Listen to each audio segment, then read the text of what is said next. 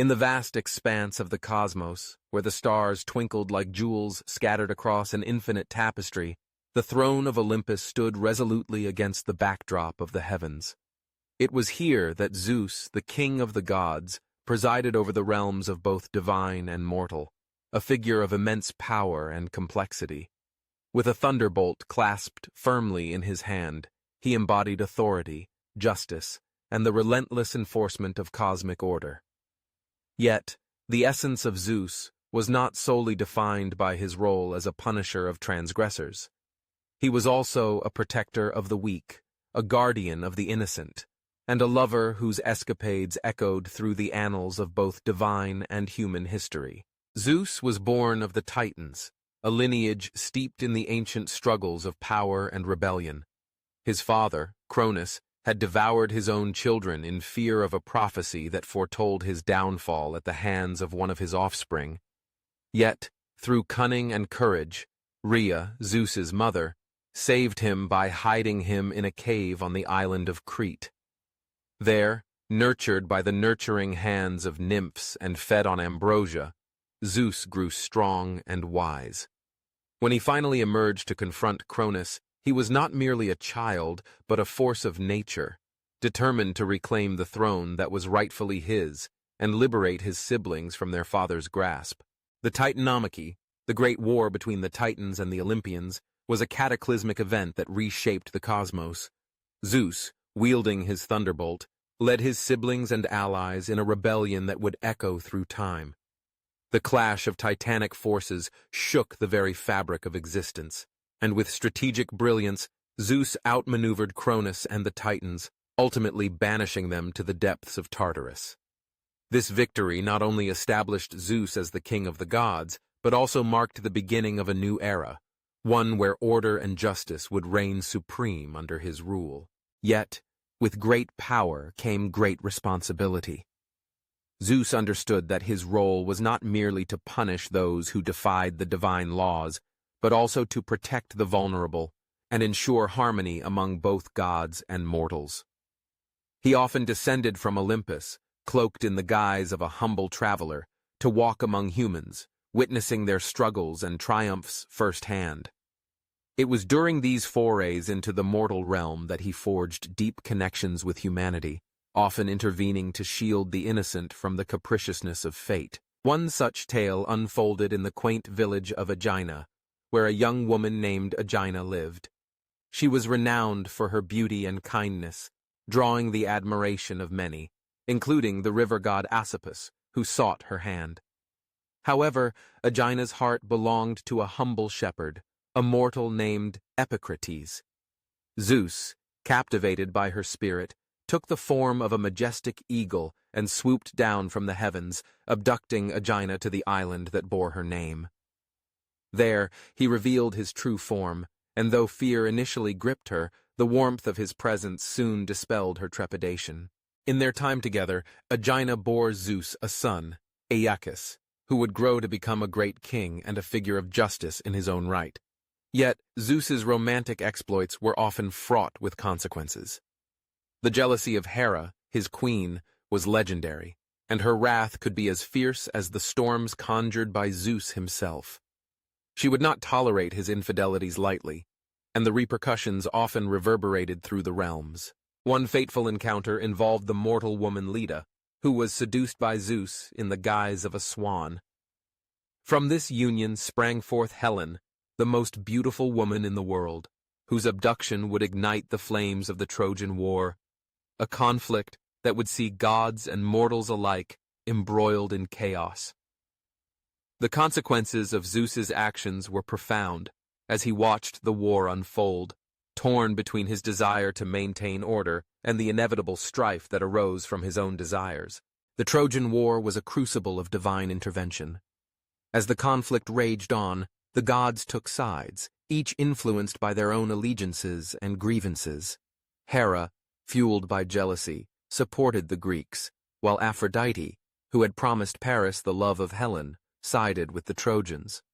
Zeus, striving to maintain a semblance of balance, often found himself mediating disputes among the gods, attempting to steer the course of fate while grappling with his own emotions. In the midst of this divine turmoil, Zeus remained steadfast in his commitment to justice. He would not allow the scales of fate to tip too far in either direction. When the Greeks began to falter, he sent visions to Achilles, urging him to reclaim his honor and return to battle. He understood the importance of heroism, how the actions of individuals could shape the destiny of nations. Yet he also recognized the futility of pride, as evidenced by the tragic fate of Hector, the noble Trojan prince. In a moment of clarity, Zeus granted Hector a moment of glory before sealing his fate at the hands of Achilles, a decision that weighed heavily on his conscience. As the war drew to a close, the consequences of Zeus's earlier choices became painfully clear. The bloodshed and suffering that ensued were a testament to the complexities of his character. He was a god who loved deeply and passionately, yet his actions often led to chaos and discord. The weight of his decisions bore down upon him, and he found solace in the company of his daughter Athena, the goddess of wisdom. Together they would discuss the nature of justice, the importance of mercy, and the delicate balance between power and responsibility. In the aftermath of the war, as the dust settled and the cries of the fallen faded into memory, Zeus sought to restore peace to the realms. He understood that the scars of conflict ran deep, and healing would take time. He descended to the mortal world once more, this time in the guise of an old man, to offer guidance and comfort to the survivors. He wandered through the ruins of Troy, witnessing the devastation wrought by the war, and his heart ached for the loss of life on both sides. In this guise, he shared wisdom with those who would listen, urging them to rebuild and forge a new path forward, one rooted in understanding and compassion. Yet, even as he sought to mend the wounds of war, the echoes of his past lingered. The gods continued to vie for power, and jealousy and ambition simmered beneath the surface of Olympus.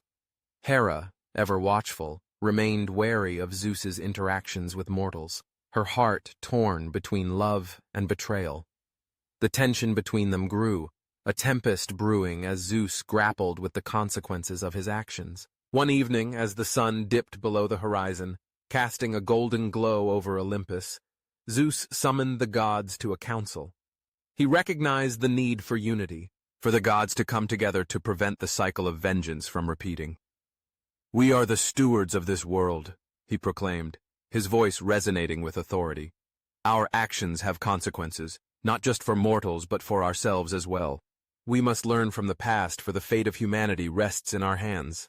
The gods listened, some begrudgingly, others with reverence.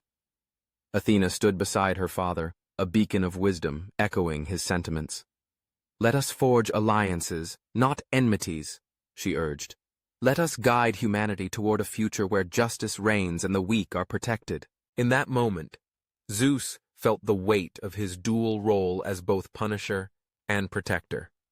He understood that true power lay not in dominance, but in the ability to inspire change and foster understanding. The council concluded with a renewed sense of purpose, a commitment to uphold justice and protect the innocent. As the years turned into decades, Zeus continued to navigate the complexities of his existence. His romantic escapades remained a source of both joy and turmoil.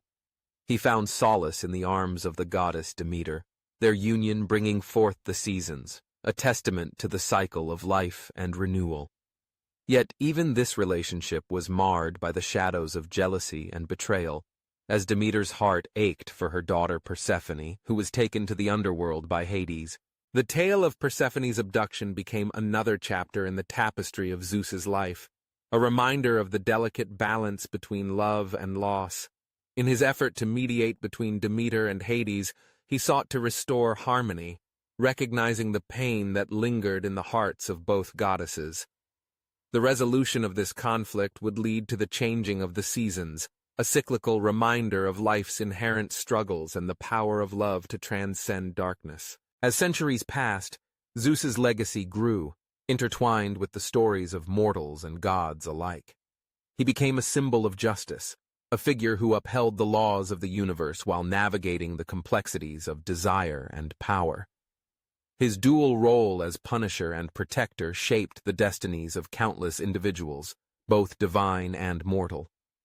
The tales of his escapades, the wars he waged, and the love he shared became woven into the fabric of human history, echoing through the ages. In his twilight years, as he gazed down upon the world from his throne on Olympus, Zeus reflected on the journey he had undertaken. He had witnessed the rise and fall of empires, the triumphs and tragedies of humanity, and the enduring spirit of those who dared to dream. He understood that his role was not merely to enforce order, but to inspire hope, to remind both gods and mortals that even in the face of adversity, there was a path toward redemption. And so, Zeus, the king of the gods, continued to rule with a heart tempered by experience, a mind sharpened by wisdom, and a spirit forever entwined with the lives he touched. The thunderbolt remained in his grasp, not merely as a weapon of punishment, but as a symbol of the power to protect, to uplift, and to bring peace to the realms. In the end, he was not just a god of thunder. He was a guardian of justice, a beacon of hope, and a testament to the complexities of existence itself.